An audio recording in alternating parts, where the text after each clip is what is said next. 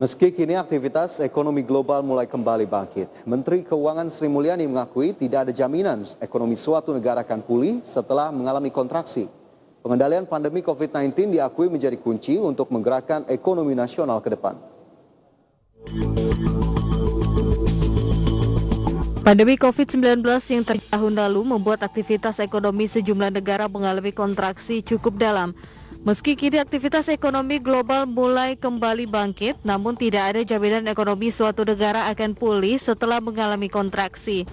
Menurut Menteri Keuangan Sri Mulyani, fenomena sulitnya pemulihan ekonomi setelah terkontraksi terlihat dari ekonomi di negara kawasan ASEAN. Ekonomi negara-negara seperti Malaysia, Filipina, Thailand, dan Singapura yang terkontraksi di kuartal 2 2020, pemulihan yang signifikan tidak terlihat di kuartal 2 2021, walau ada base effect.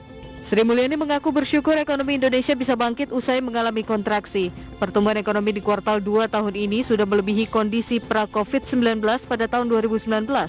Keluarnya ekonomi Indonesia dari resesi di kuartal 2 tak lain ditopang oleh langkah bersama sekaligus kinerja APBN sebagai counter-cyclical. Dunia pada tahun lalu mengalami kontraksi minus 3,2% dari sisi pertumbuhan ekonominya akibat COVID, yang kemudian disertai pembatasan mobilitas yang kemudian menciptakan kemerosotan ekonomi. Perdagangan internasional atau global juga mengalami kemerosotan karena semua negara mengalami atau melakukan pembatasan atau bahkan lockdown. Pengendalian pandemi COVID-19 diakui akan menjadi penggerak ekonomi nasional ke depan. Sri Mulyani mengajak seluruh pihak untuk bekerja sama mengendalikan pandemi COVID-19 agar ekonomi bisa terus tumbuh.